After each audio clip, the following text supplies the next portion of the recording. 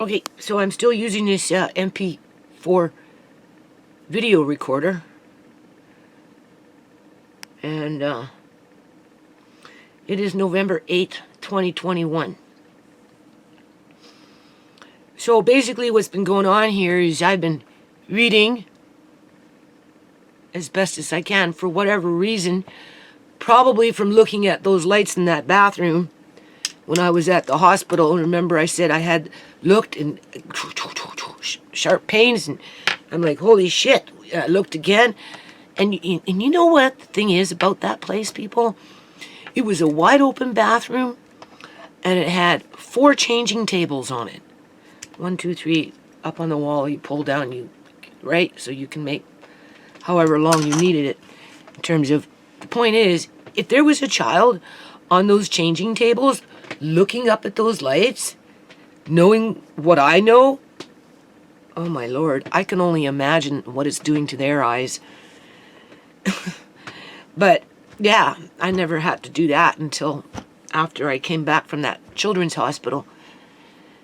Right? Now, mind you, I did lose my computer glasses, but even still, I've never had to do that before, because what's happening is just blurring up too much. Right? And I'm reading heavy-duty stuff, people. I'm trying to understand the lingo in regards to the various types of hip surgery that they do on people.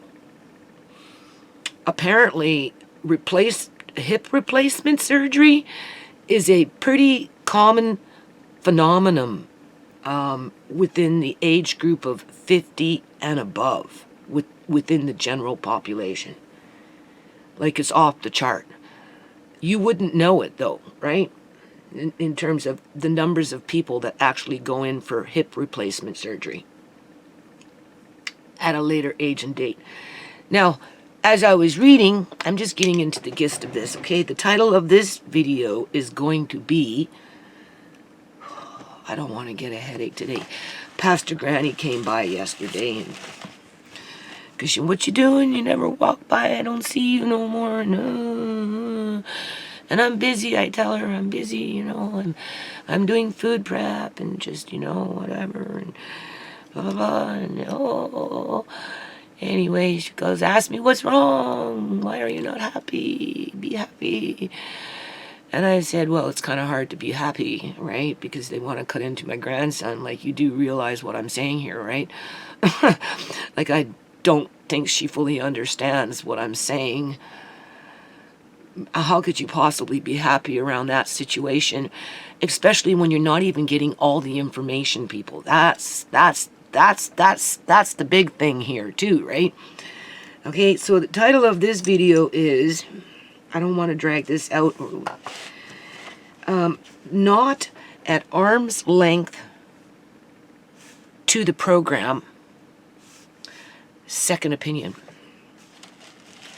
Now, in this recording, at some point, we're not going to go through it all again, because I'm going to talk and we're going to listen a little bit, and then I'm going to upload, and then we'll do it again until eventually this is done, and then eventually I convert it over to a different file, and then eventually I'll upload it as is, but we'll have a means to talk through it in the meantime. The fella that I'm dealing with is the creator of the program, and that program's been in effect basically for 9 years. Okay, from its conception to its implementation and funding and all that, to where we are now, that program that Amari is plugged into currently is, like I said, for the benefit of the stakeholders, people. Okay? Amari is just a statistic. They came in with 250 kids back in 2016 after they rustled them up in 2015, and they put them all under one roof with 1 or 2 or 3 key doctors. I don't know how many in the program at the children's hospital, but 1 for sure that we know of. There's 2, because when we were having this meeting, the question came up within my questionnaire if I could get a second opinion. And he said, oh, yeah, and he even offered up a name, I think somebody that works in that hospital, which I've already been advised that if I'm going to go for a second opinion, try and find somebody that is independent of him. In other words, don't let him make the referral, because obviously he's going to refer somebody that supports his position. Whereas if I find my own second opinion from an independent orthopedic doctor, doesn't have to be a pediatrician doctor in terms of working with children, just a doctor, an orthopedic doctor, right? And orthopedics doctors, they specialize within their selective study, but they're also well diverse in terms of like the types of operations that they do. They do knees, they do shoulders, they do shoulders, right? They do hips, okay? That kind of stuff. And so anyway, oh boy. For what this doctor is wanting to do to my grandson, and just how it's being played off as if it's not,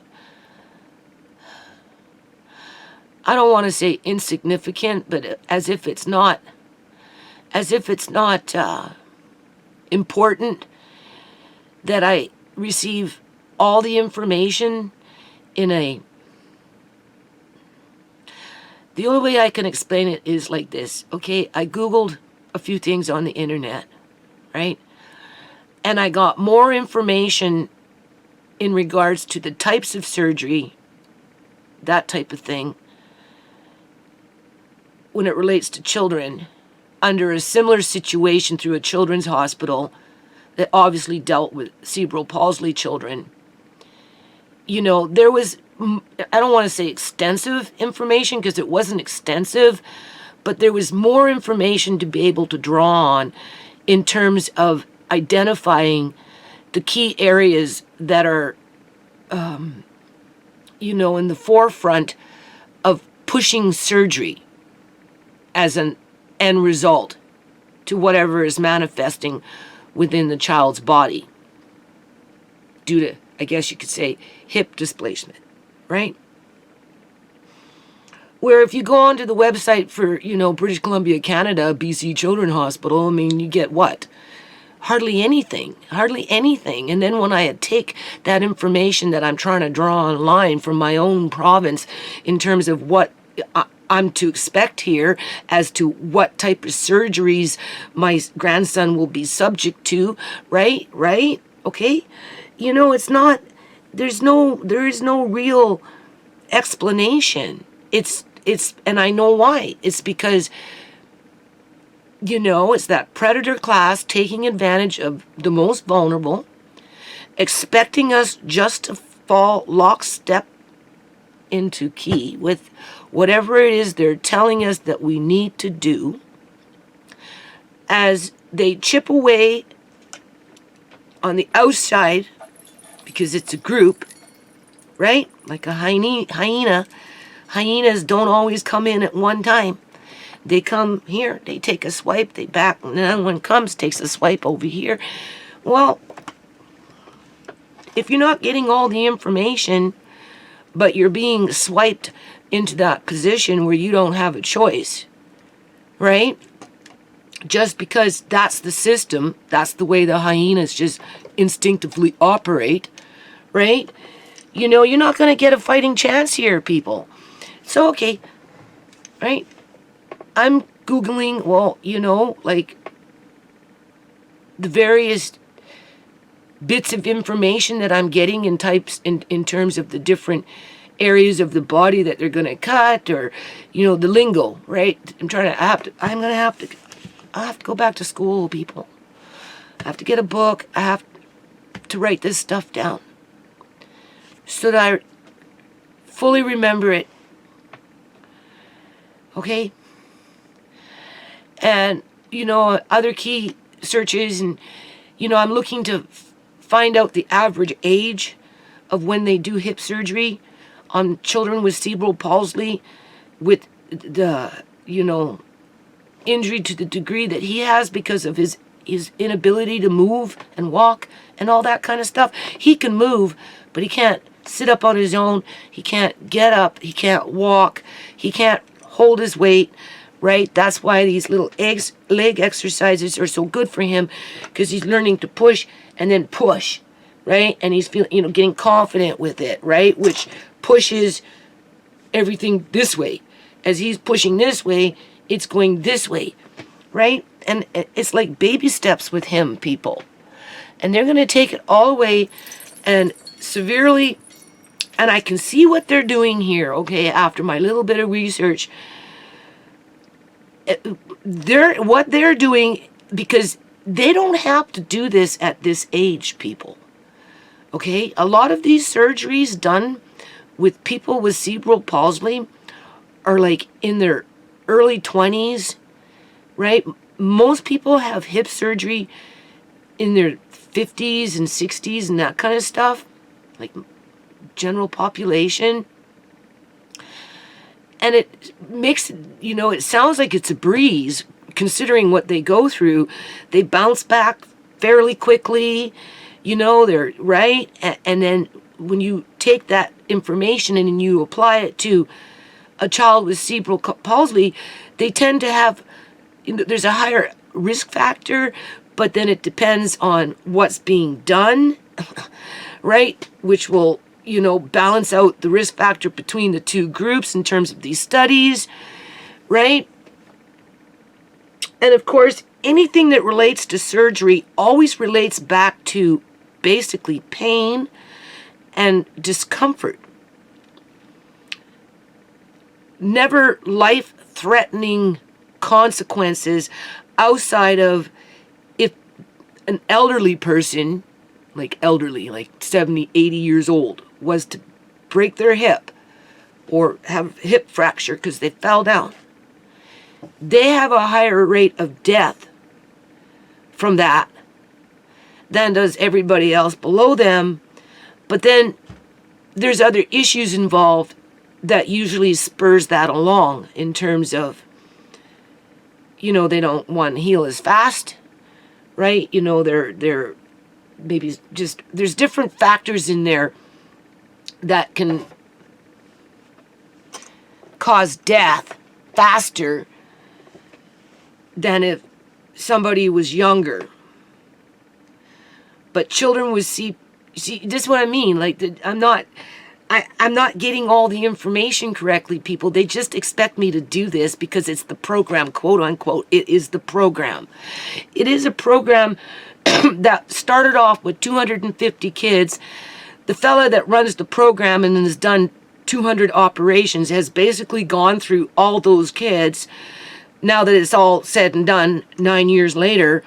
So we're going into, I don't know what batch of number of kids now. I just know that Amari's in that batch, in that program, in that particular program, with nobody really advocating for him at arm's length to the program. At arm's length to the program. So the only way I'm going to get that happening is by trying to find a second doctor that can give me more detailed information and help me really understand exactly what we're up against here and what our alternatives are, right?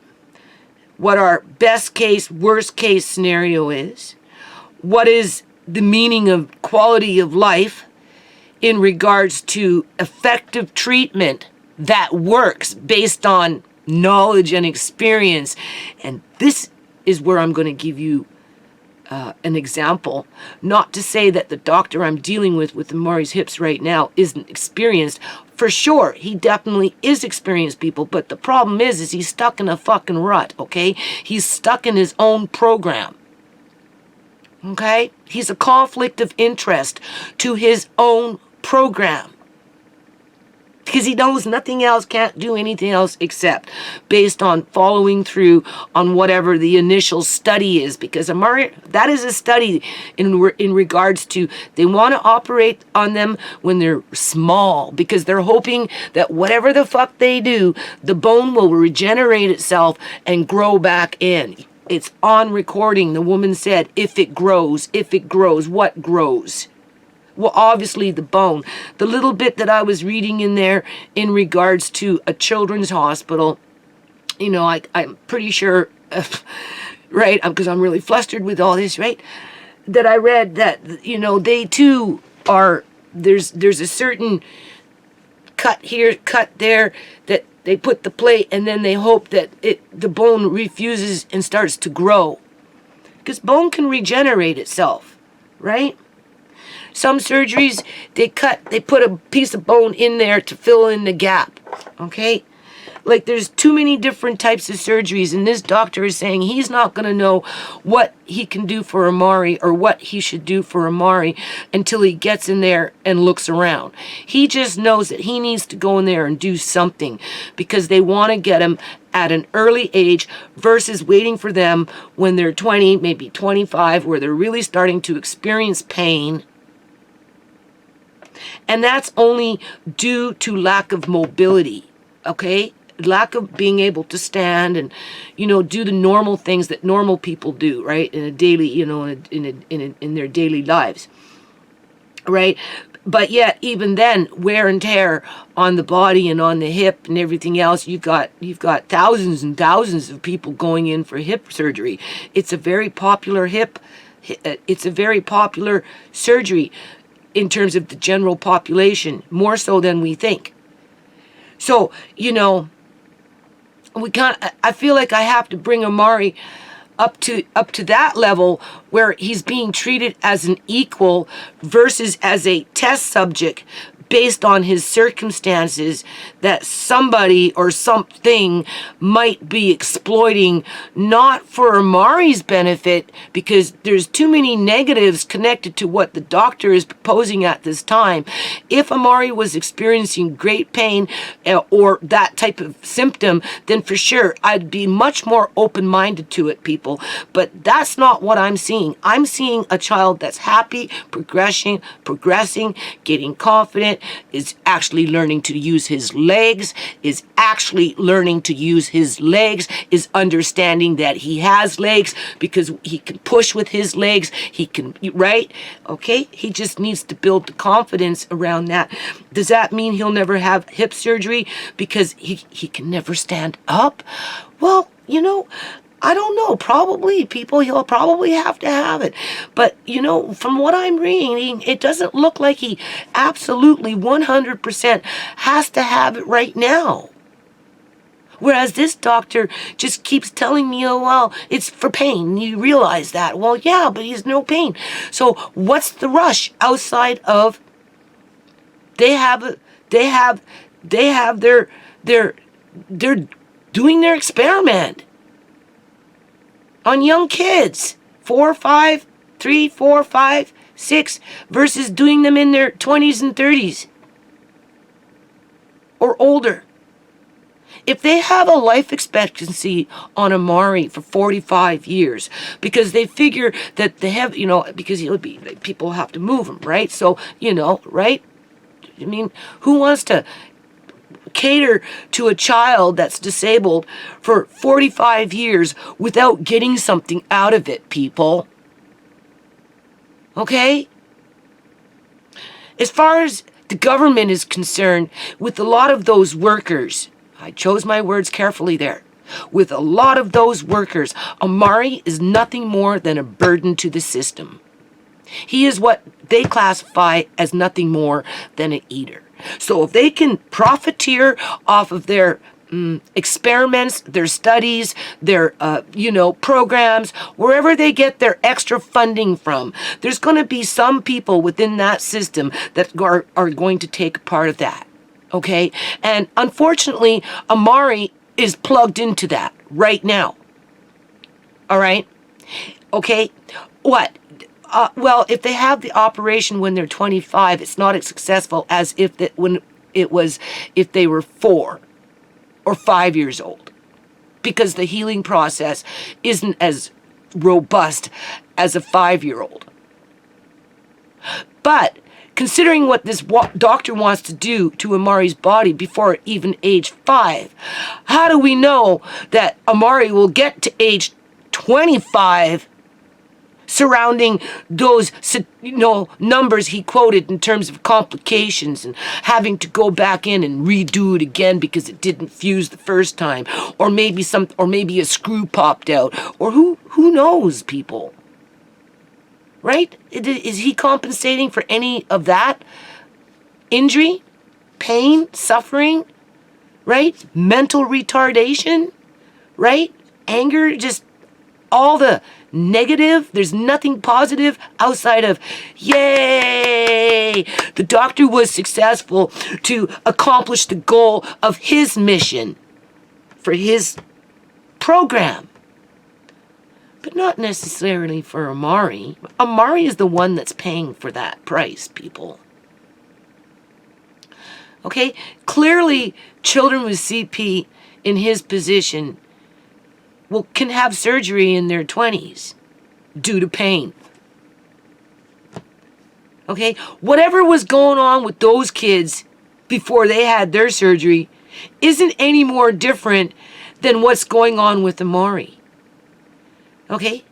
There are recommendations that children like Amari should have, an x-ray at least once every 2 years versus every 6 months to monitor the situation. And that's before surgery. In other words, don't make a mountain out of a molehill, right? Right? The thing is, whatever they're doing to Amari interrupts his quality of living so much so that it can rob him of his life.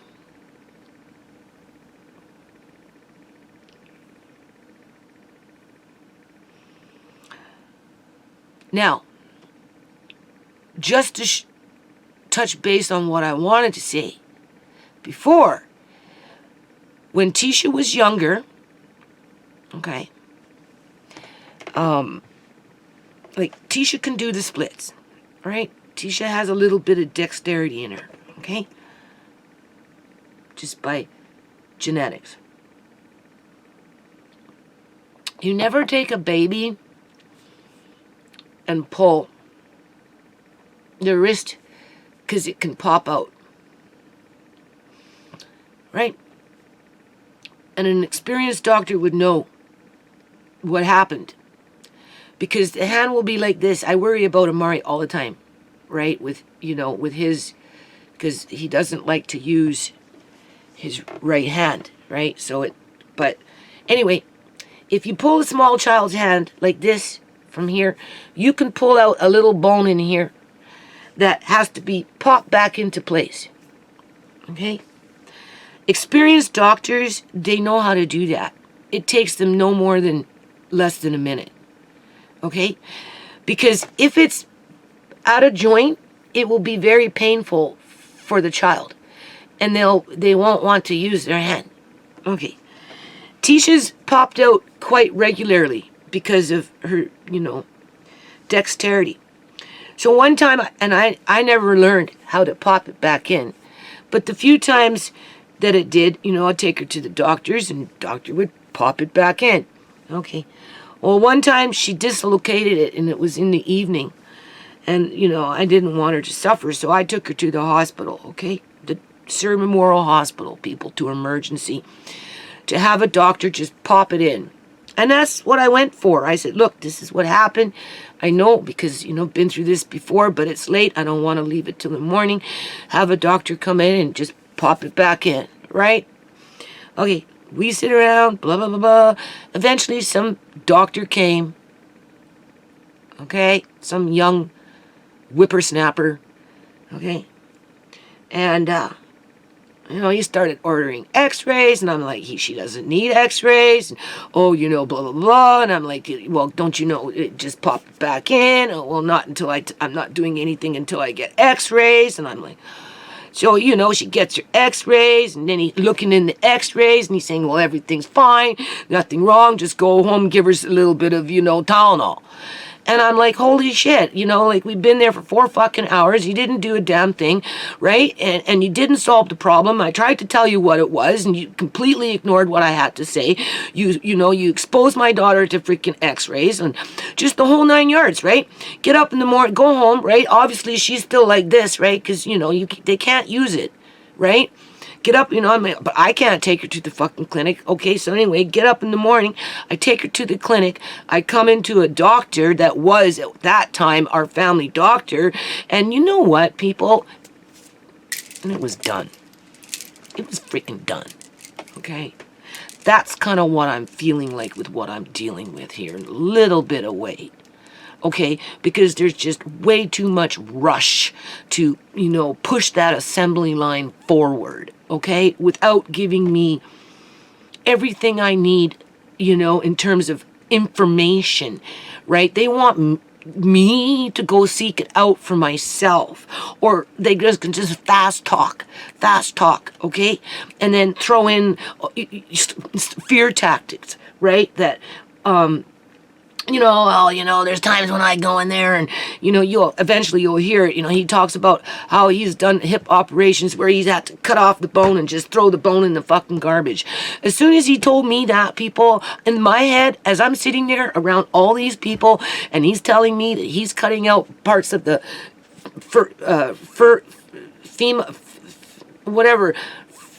firma bone, right? You cut them off, right? And you just for soup.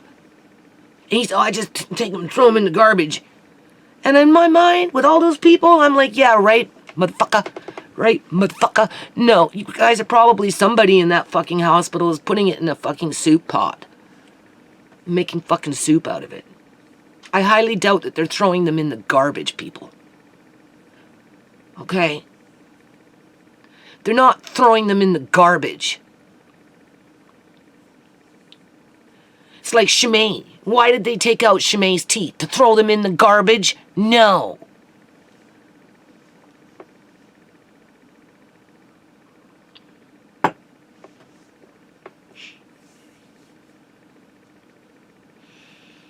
Point is, I'm not getting enough information. I'm just being told that this is something that I have to do.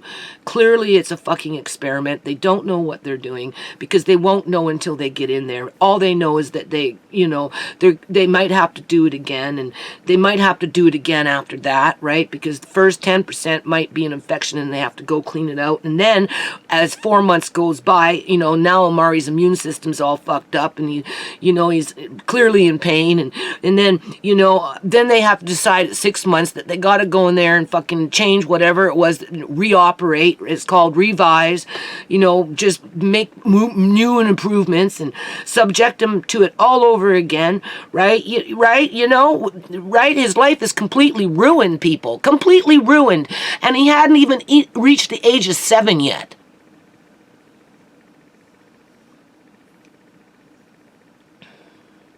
Where is the quality of life in that? There is none.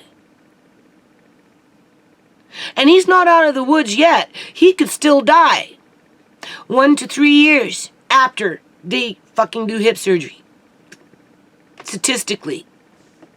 Obviously, the first 6 months is the roughest.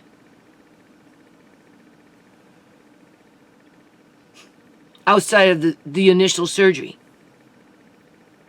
Which he's not even explaining what the hell it is that he's doing outside of he doesn't want to cut the bone and throw it in the fucking garbage. Now, if that isn't gaslighting, I don't know what is. That's like with Uncle John. Oh, I turn the corner, I see the doctor run to Uncle John's room, so that by the time I get there, there's the doctor standing over John, another young whippersnapper. right? Saying, oh, well, John's fine, but clearly he looked like he was drugged. We didn't know he was drugged. We thought that he wasn't drugged, but he was drugged. But the doctor's standing there saying, well, the infection in his lungs is gone now. He can go home. You can take him home. Oh, okay. All right. Is that what you ran in there for, to tell me that? Right? Okay, because I was supposed to meet him the next day at fucking 1 o'clock. Right? But they were stalking me in the fucking halls, people. Okay? So I'm saying, okay, well, that's good news. I can take you home, John. All right? John's like, yeah. Then the doctor says, oh, but before you can do that, help John stand up and show me that you can walk with him. And I'm like, okay, right? But you see, they had drugged him, people. So he was a little wobbly and a little woozy, right? So, he stood up and, he's a little wobbly, and I'm like, okay. Anyway, put him back down. Doctor says, well, gee, are you sure you really want to take him home? Because what if he falls and he breaks his hip? How would you feel? And I'm like, well, I don't think John would fall, but, right? And he goes, well, what if you fell and broke your hip? How would John feel? And I'm like, well, I don't think, right? Because, John and I, we've been living forever, man. We had a system, right? Nobody was going to go off and do any stupid shit. Anyway, doctor says, well, how would I feel if I let you guys, go home and one of you break your hip? How would I feel? As if right? Anyway, he gaslighted us people into convincing us that John should go to that quote-unquote temporary fucking care ward where he was supposedly supposed to get extra physiotherapy, to which, again, I had to holler and scream for a freaking walker because they weren't giving him shit. Okay? What they gave him was a diaper, and sitting in it all day long. That's what they gave him, as they were plotting and scheming behind his back to steal his fucking money as they illegally transferred his mail. All right?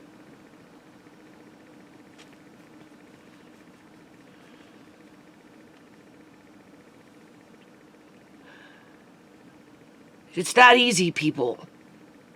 It's that easy.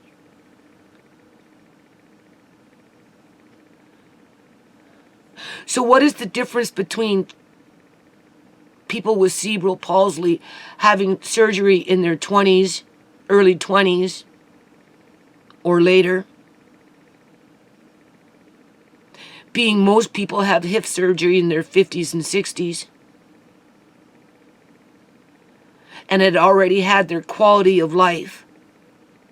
Whereas if Amari was amazingly even to get to that age after everything that these people are going to do to his body, what kind of quality of life is he going to have, assuming that he can even get to age 50, being that they only give him 45 years to live? As we've got individuals in the group casting their stones, saying he is nothing more than a burden. A burden to the taxpayers, just like that worker. Well, he can take a bus because taxpayers aren't responsible to pay for Amari to get to the hospital. Because he's a burden. We only pay when it's absolutely necessary. And we're only going to do it because at this point he's a child, and the urgency to protect the child, they play on your sympathies, right?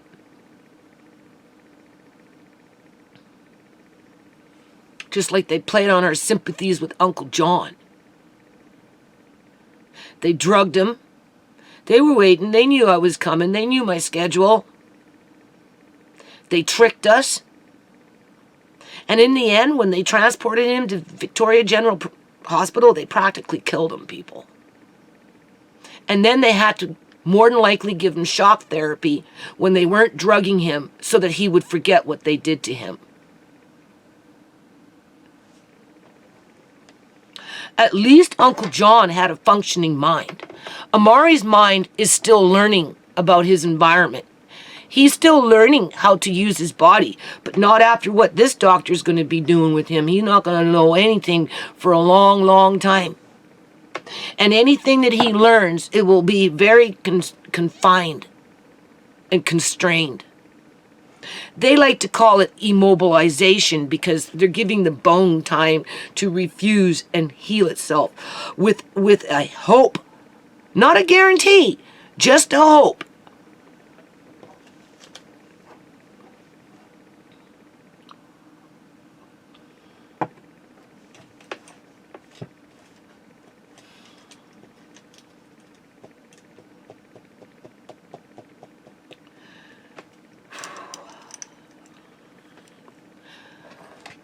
"35 minutes, just a whole bunch of natter."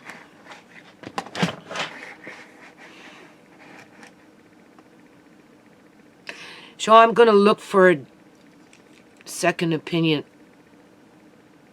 I don't know how successful I'll be at that, people. I'm going to try and write down the key points of what type of surgeries they do, just from what I can read, and then verify it at some point with this doctor, if not with a different doctor, you know, in terms of just don't feed me the old okie dokie. Oh, well, you know, I don't want to have to just throw the bone in the garbage. Well, sir, I doubt that you would do that because there's profit in that bone. Right?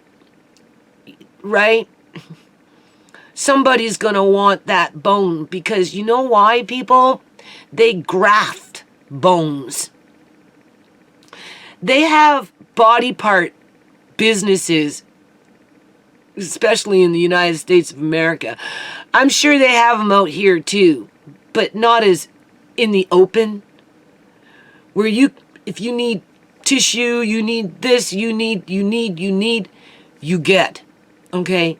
This doctor's not throwing out bones in the garbage. He's collecting fucking bones, but he's not throwing them out.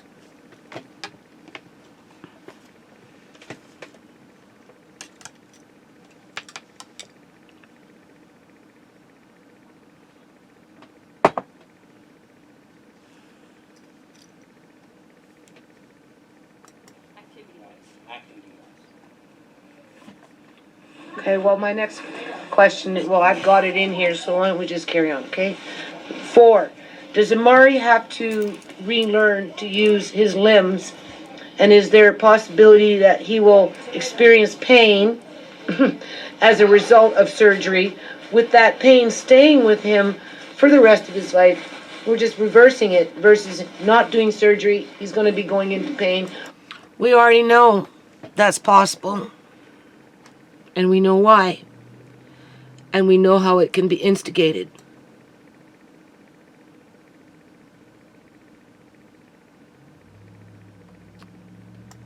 And we know that his life could be cut by 80%, 75%. I don't know what the ratio is right now in terms of if they give him approximately to age 45 to have a happy life, quote unquote, and then die due to his circumstances. And he's 4 years old now, okay?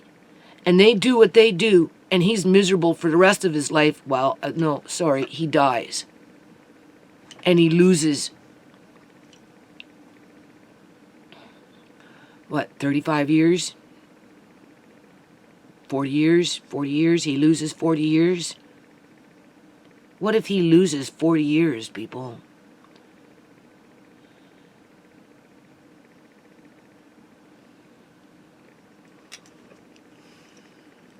Or he has 40 years of misery.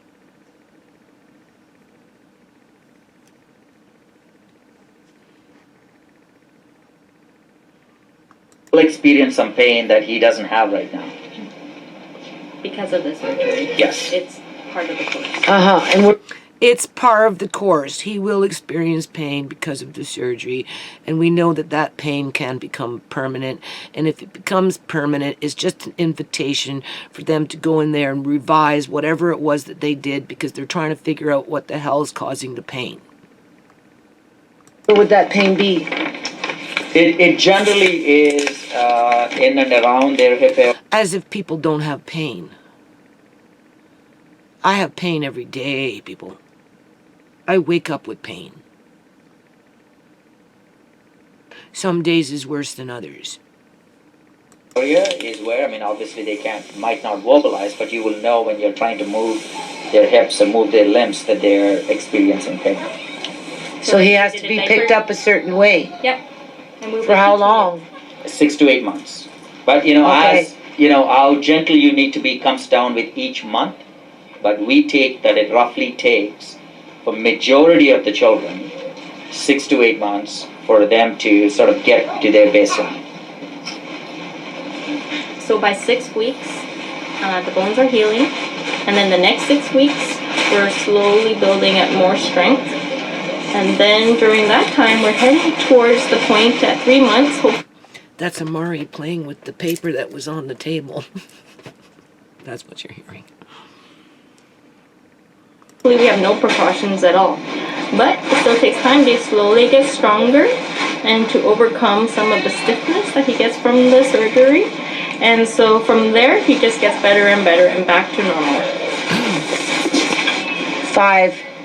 After surgery and after the healing process, is there a possibility that an internal infection can develop at the site of surgery that can develop into permanent conditions like an abscess that never goes away, resulting in lifelong pain and suffering? You basically already answered that question, which would be yes. There is a 10% chance of different complications, including infection being one of them. And that's where, I'm reading. I'm going to have to write things down.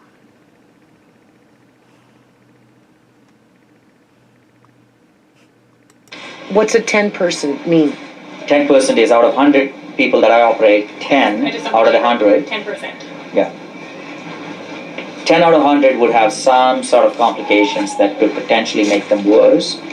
Infection being one of them, but not every infection makes them worse. Sometimes we put them on antibiotics. They may need repeat surgery to go wash that wound out. We get on top of them. So I've had kids that got wound infections, but they have done well in the end, majority of them. I have had kids that had wound infections, and they have done well, the majority of them. So they give him a life expectancy of 45 years. They operate on him when he's 4 years old, and Amari ends up not being the majority that did well.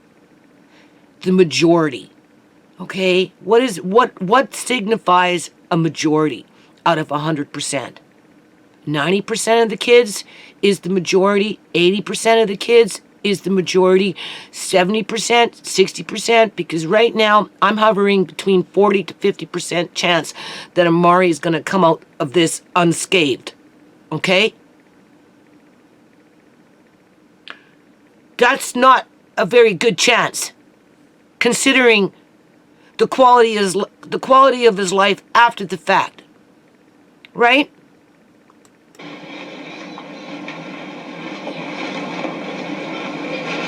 Doesn't sound very promising. It really doesn't.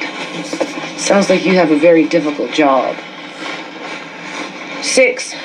Does or how does hip surgery correct back curvature? You already answered that question. For the purpose of sitting up without constantly sliding down. You've already answered that question, right? Mm-hmm. 7. Anything else you want to add on that? No, Okay. That's good. 7, is hip surgery a one-time operation where no other surgical intervention will be needed or required for the rest of Amari's life? So 30% of the children that we operate at this age will require a repeat surgery because the correction that we put in gets undone and they require repeat surgery. 30% will require corrective? Sorry? You said 30% will require corrective? Will require a reoperation.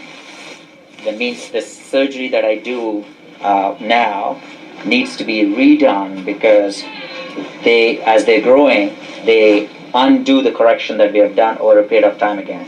And then we have to redo the surgery. Okay, I was informed that it's a one-time thing. I don't know who told me that. Somebody Yeah. within around here, but it's not true. It's 30%. Yeah. And also, within a year of doing this surgery, a year to 2 years, the metalwork we put in, we do take them out. Yeah, that's where that 1 year mark for me comes in. Yeah. So that's Yeah, that's So why I'm that's- thinking Yeah. 1 year healing yes. process, Yeah, right? Yeah. And then after that, 30% of those kids, well, Require a repeat Right. operation. Yeah. and then if Mari doesn't fall under that category, what do we expect for the rest of his life? The hips stay in, and they may have other issues why they need surgeries, but not because of hips. So he'll keep on getting x-rays even after the surgery as he is growing. How many times a year?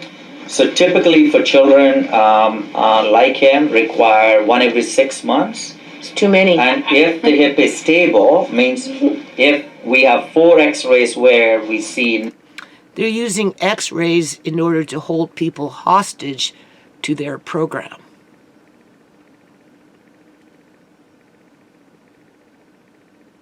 Because through my reading, they don't recommend these, they have these protractor things that they use in order to be able to, assess a basic blood, right?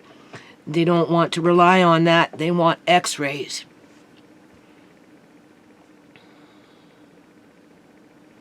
As a foolproof mechanism to keep people signed up to this program. No change, then we go to once a year till they stop growing, which is 16 to 18 years of age. And then after that, they have no use for them anymore. And then that's when I'm being told that children like Amari, as they get older, have very few advocates, people. Okay? And that's assuming that they get older, all right? Considering what they're facing at a very early age, all right? And so this answer relates to this one, because as he grows, it grows straight again. If it grows straight again. Now you have to remember, there is no visualization in terms of a chart showing me exactly nothing. They're just talking. They're just people fucking standing around in a room talking, okay?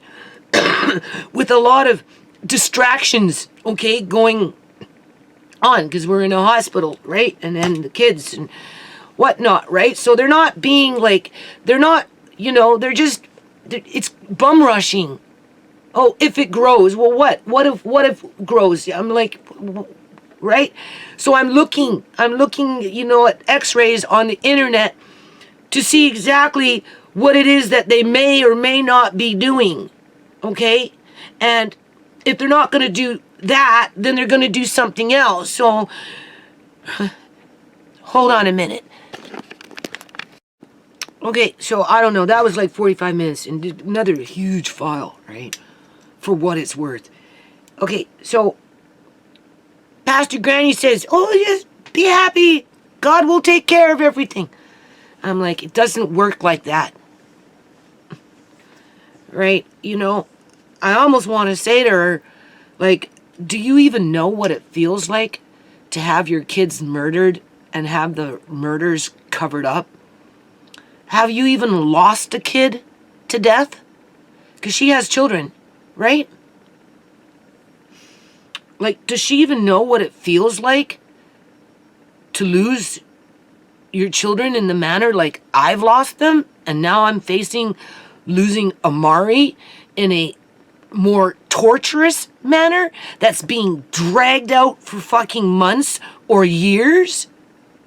With a supposition of he will not have any pain after they're done doing what they've done with him, even though the minute they cut into him, that's his journey on pain for God knows how long. Right? That's why that woman in the United States told me, put it off for as long as you can, and don't go for the extra bells and whistles in terms of trying to correct this and trying to correct that, and trying to mold and build a Amazon, and one that experiences no pain and then dies at age 43 because their life was expected to only be that long based on their physical conditions because of a result of brain injury that happened at the time of the birth that everybody's in denial about. That everybody is in denial about. You see, that's the thing. It's like that dirty little secret that nobody talks about, but everybody fucking knows.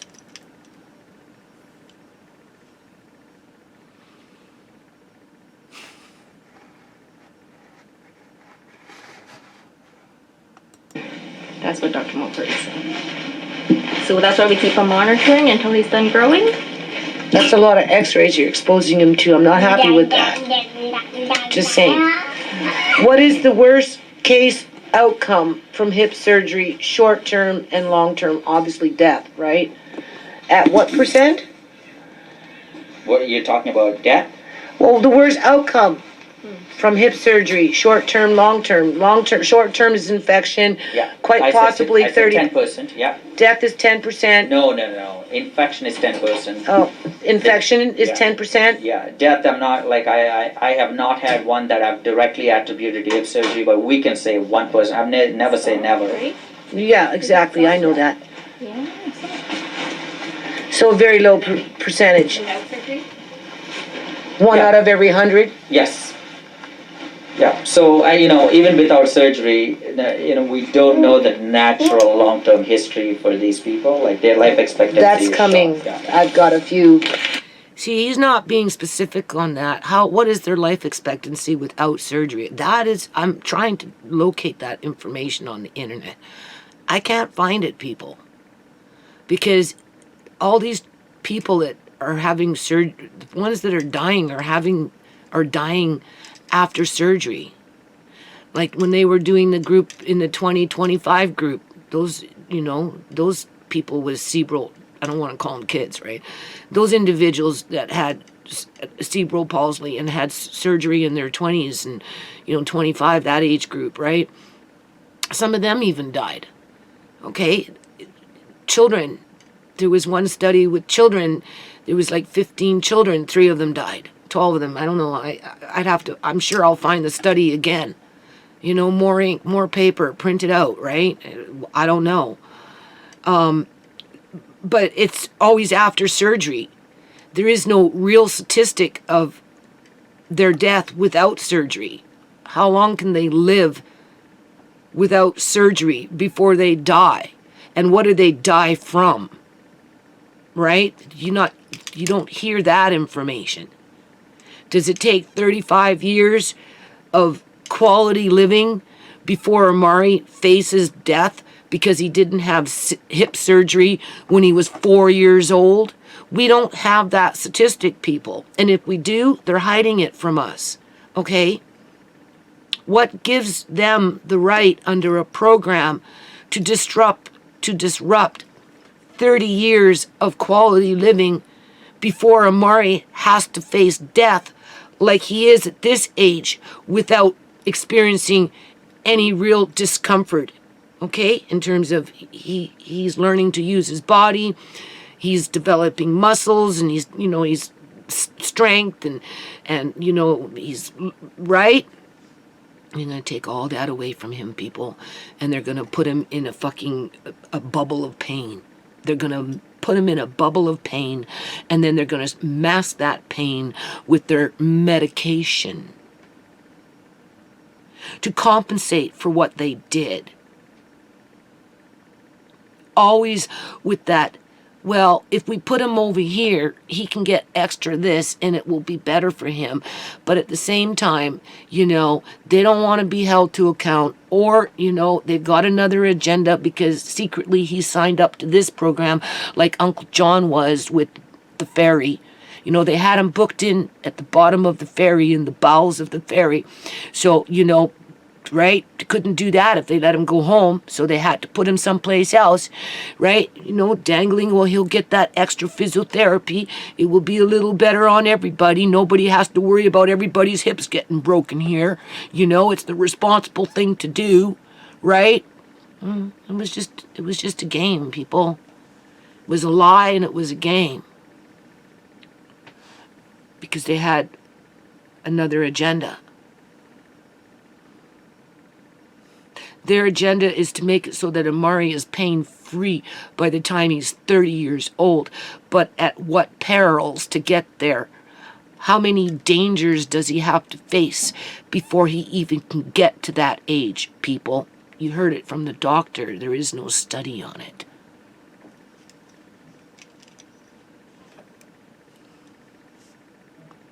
Well, we know that Amari's life expectancy has been kind of pinned at 45 years. By them. That information came from them. The first time I met Amari. Not them that were in that room, but that environment with those individuals within somebody in their group. More than one. But that remains to be seen based on his care as he, right? And then, you know. Obviously, I've read where children with cerebral palsy can outlive the general population because their care can be very good and it extends their life and they can live well into their 70s.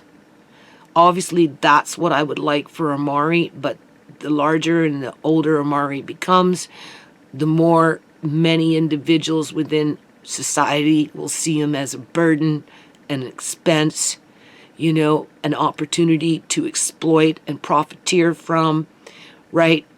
And because he's going to have few advocates because he won't be cute and cuddly by that time, right? Whatever is out there in terms of the predator class will only become more aggressive.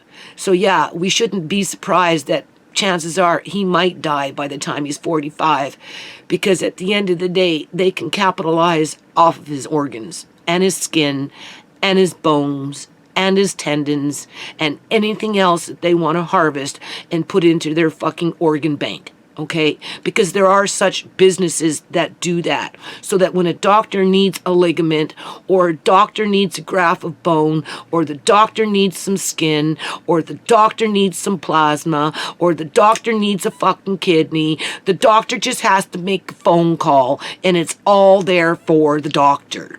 Okay? So, all right.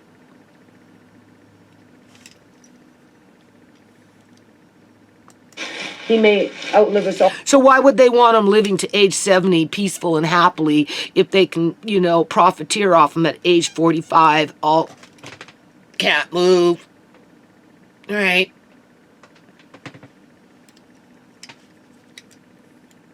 Completely retarded because of all this. Based on a supposition that they're trying to save him from pain. Yeah, There is that possibility, right? that's fantastic. I hope so. See, that's fantastic. I hope so. As if. It was your office that told me he's going to live to 45.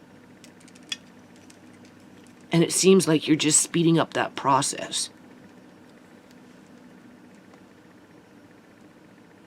Yeah, that would be great. What is the probability? And of course, I won't be here to advocate for Amari, or I won't be here to see any of that, right? The only thing that I could possibly do between now and my death is try and find a way where I can get him, you know, the assets that he needs in terms of a trust fund, right? So that he can have private care. Good quality private care. With good quality doctors that know about old school shit. Okay? And aren't quick to capitalize off of those quote unquote x-rays.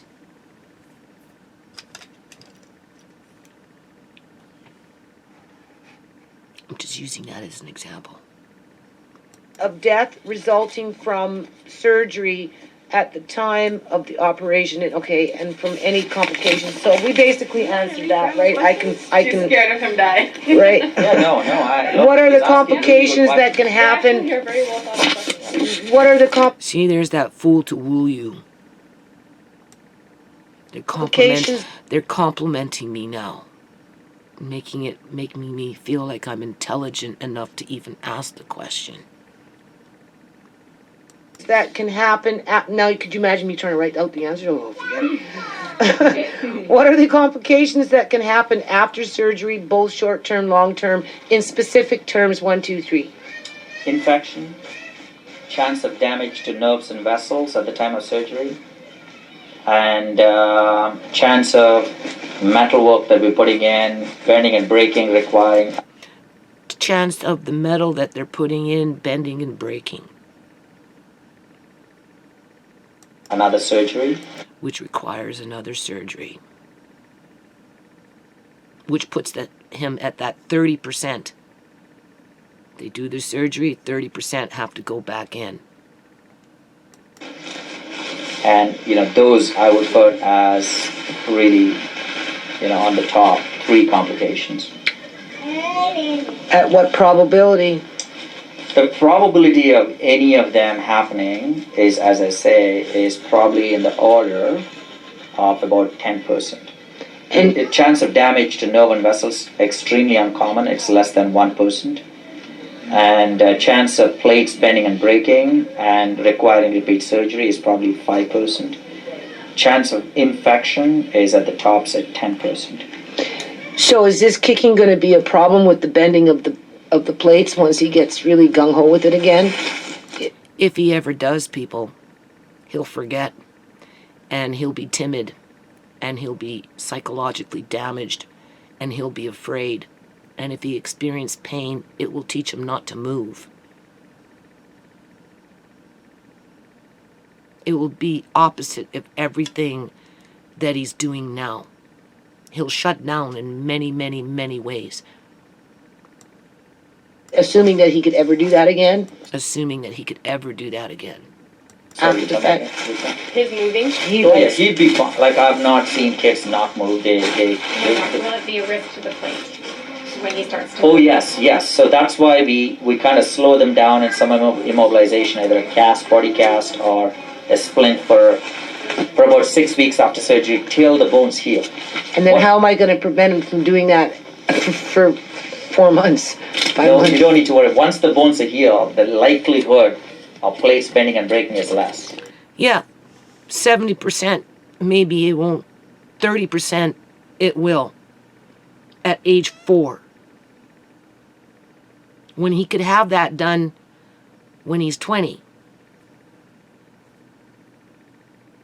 I'm just going on what other age groups have had this stuff done to them. Right? What's the difference between age 4 and age 20? At least he's got 15 years of quality living in terms of without having to face imminent danger when he comes into contact with anything that relates to hip surgery.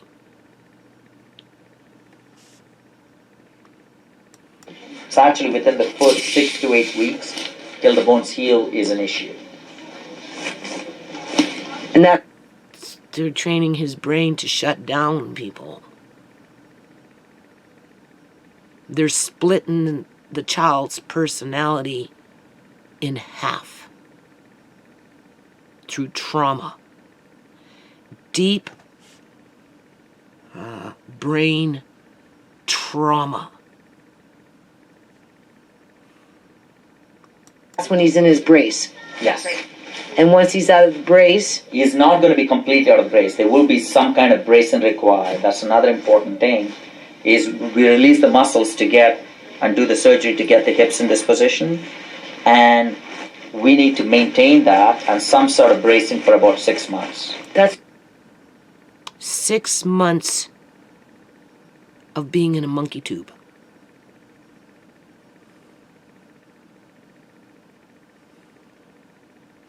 And when I say a monkey tube, that's like where they expect a living, breathing organism, most often monkeys, just to lay there and not move because they're confined in a tube. They're going to have Amari like this for 6 months, assuming they haven't gone back in, and that's why he says up to 6 months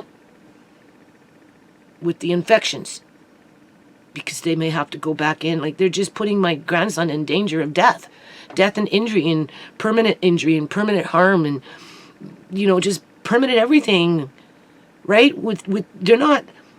They're robbing him of his quality of life, people, based on an assumption that he's not going to feel pain, even though they're creating the pain, and it's perpetual pain and frustration and anxiety and fear and trauma.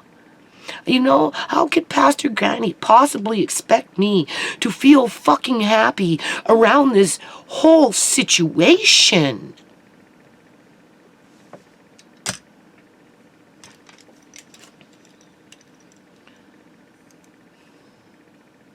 Too much. You're gonna you for whatever you're trying to do, you're gonna stunt his mental growth. You're gonna hinder his milestones. You're kind of like turning him. You're just bringing in retardation. Oh my God. Through frustration. No, this is true. But okay, let's say he never gets the surgery. Well, I've got those questions coming. Okay, and his hips are coming out of place, and he never gets it. What would happen to him? If we know, like if the hips are coming out, we don't put them back in and they've completely come out. Well, it'll become really painful. And Suffer arthritis. He will even see right now the only comfort he's got is he sits in a wheelchair, he's comfortable in the bed. That would become a problem where he can't lie even still without pain. Because of arthritis. Because of the hip joint losing its cartilage. And then it's bone on bone. That's right. And, you know, they've done hip replacement surgery on older patients with cerebral palsy. They don't normally do it because, like I said, hip replacement seems to be a pretty breezy surgery, even though it's complicated, because there's so many of them being done within the general population, and being that, you know, people have their hip surgery, they go into the physiotherapy, and basically they're out and about back to having a better quality of life because they can become mobile, right?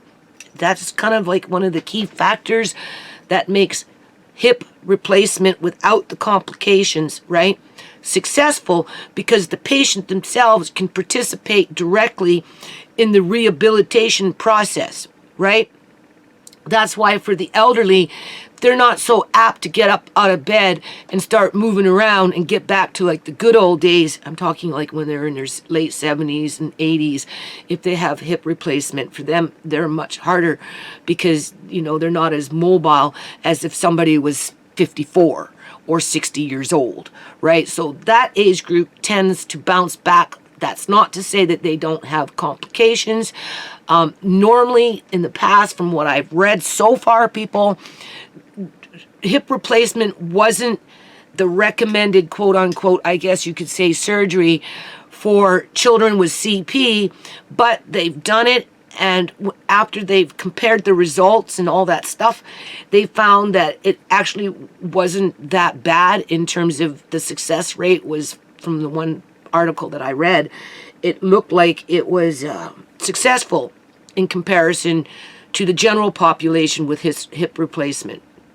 After they crunched the numbers, you know, the people that had the surgery and their caregivers, they tended to agree that it was effective.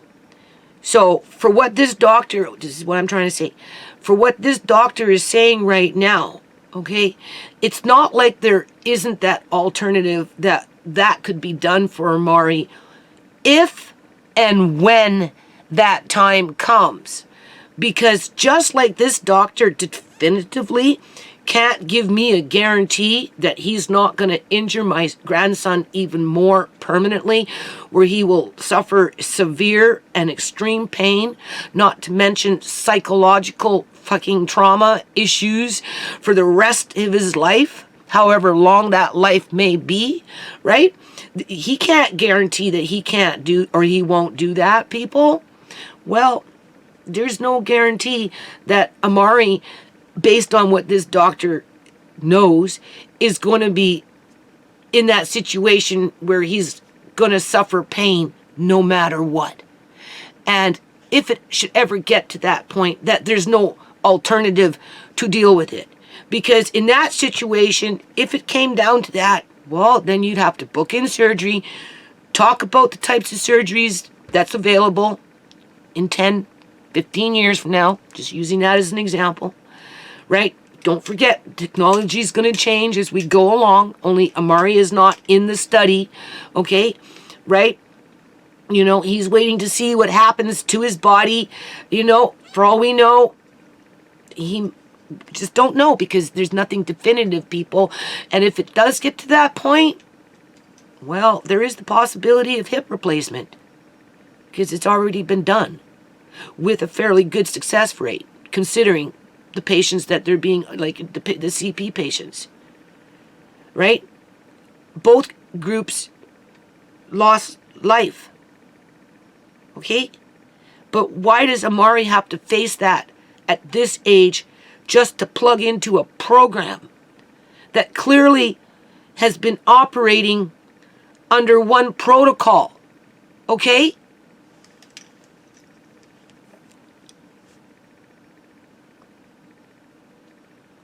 The cartilage is gone. You can't bring the cartilage back. You can't put it back in. No, you can't bring back the cartilage, but then they bring in, they have all that, people. Okay, they have those things, right? Right? There's the metal kind, and then there's, right? That kind, right? That can live in the body, can stay in the body for 30, 35 years without any complications once it's put in, okay?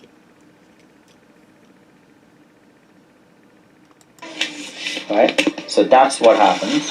And then, because he's got pain, his body will go into all such positions. Even otherwise, these kids are at 50 to 60% chance of developing scoliosis. Okay, double talk. In the beginning, people, when this subject came up, okay, he said that the hip surgery will slow down scoliosis, but it won't stop it. That Amari will get it based on his inability to behave normal with sitting up and all this crap, okay? Now he's saying 50 to 60% are going to develop it. Which one? It's either 100% or 50 or 60%.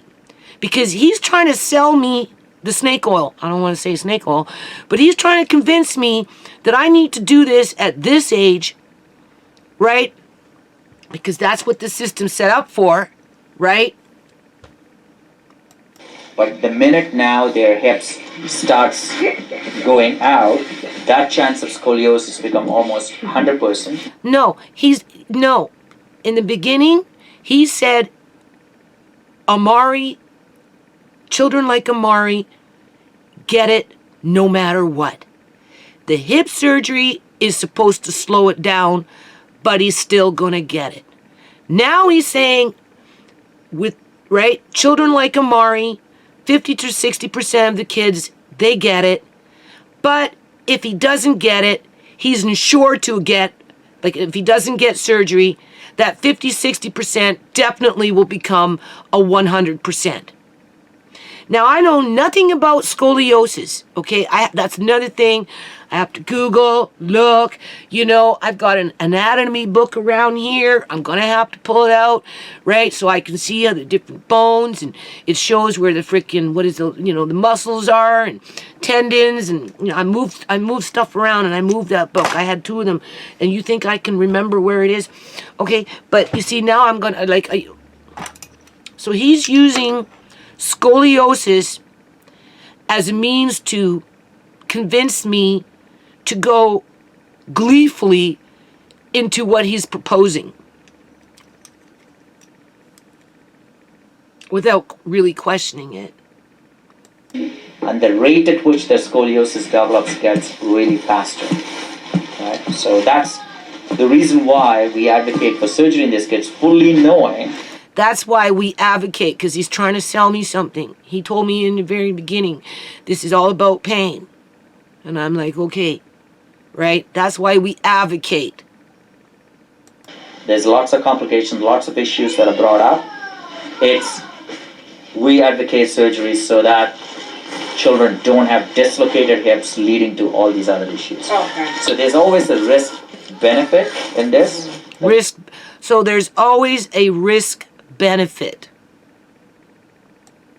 You need to weigh in. You need to weigh in.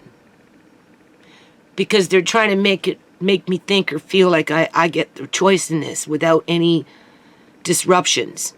Okay? In other words, I'm not going to be attacked for saying no. Okay?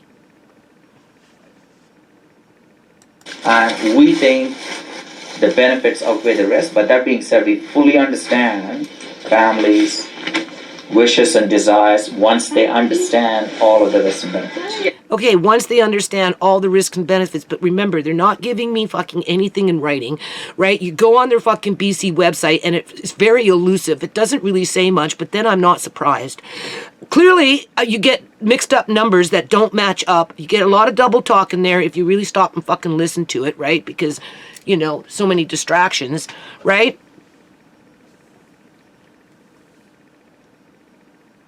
Okay, Mom, you can go on. And isn't this what you guys are doing, kind of? Teach are mentoring me. Okay, you can go on, Mom. There's something new in terms of new. Putting these hips back in. Yeah, whatever you're doing, it's not like it's been around for a long. It started, I think in Britain or some doctor. He just started with the hip surveillance, and like, how long has this idea of what you're doing been around? Hip surveillance, you're absolutely right. In fact, I'm pretty proud to say we're the only province in North America that Did I just not say that, people? Because I looked it up online.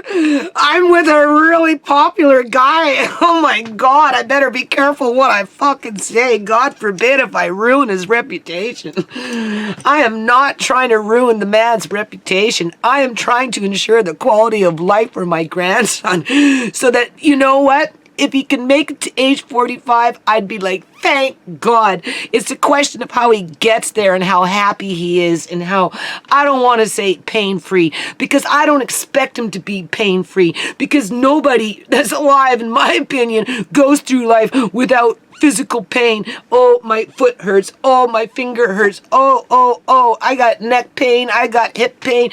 All right, I've got this pain. You know, I mean, come on. I'm already at some point going to feel some kind of pain. This is where we need to build in, I don't want to say holistic freaking therapies, but, you know, I mean, why couldn't he have some professional, quote unquote, professional massage therapy to help him to just have that spasticity, right? I remembered that word. And I think that relates to, like, you know, being flexible without the muscles tightening up, right? You know? Oh my God. I'm going to end this video right now. Pastor Granny said, be happy. Okay. I feel like I'm fighting the devil by the horns, people. I really, really do. Okay? Right? So we'll follow up on this again. I'm only 20 minutes into the video. The video goes up to 45 minutes. Should we finish listening to what this man has to say about the program that he helped found? He's actually the leader of the pack, okay? So give respect where credit is due, right? actually systematically follows these hips to make sure hips are not dislocated. But putting the hips back in with surgery is being done since 1960s. Right? Yes, but at what age group? I've looked at studies where they did that when the kids were in their 20s. They were young adults. And if you can get to age 50 and have it done, well, then you're doing good, people. Right? If you're one of the unlucky ones and you break your hip at 75, 80 years old, well, then it becomes a little more complicated because, you know, you're dealing with a person that's, you know, elderly, right? With their metabolism, their physical metabolisms and all that stuff is completely different than at age 60, right? Here, I think they're trying to capitalize on the natural of the young body, right?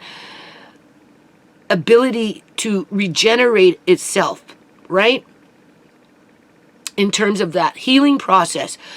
But even still, what the numbers that he quotes, they're not, you know, they're not, well, in my opinion, people, they're just not safe numbers. If you had to compare it to a quality of life or no quality of life. Okay, when clearly there are still other options. And if you notice, he never really even answered that question.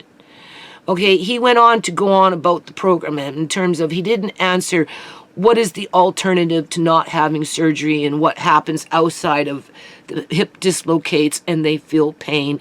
And then it gets to the point where even when he's laying on the bed, he'll still be in pain. You know what, people? I lay down on the bed and I have pain.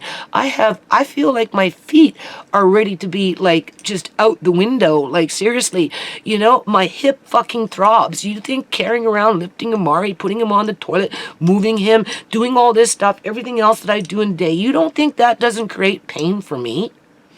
I lay down, I'm vibrating in pain, okay? I wake up with my fucking head and ears and everything screaming, reminding me that I'm in pain. And then as soon as I wake up, that, you know, depending on how I'm positioned, oh, my hip, oh my God, oh.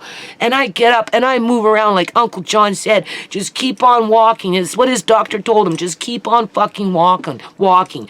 And that's what he did for over 20 years, and it kept him healthy until he showed up at that stupid fucking hospital. They put him in a diaper, they put him in a fucking wheelchair, they doped him up, they wouldn't let him get up and walk around, and they destroyed his life as they robbed him of his life, of his family, of everything that he ever loved. And that's what they called quality health care, okay? That's how Uncle John spent the last 3 fucking years of his life. In that monkey tube, people. In that monkey tube.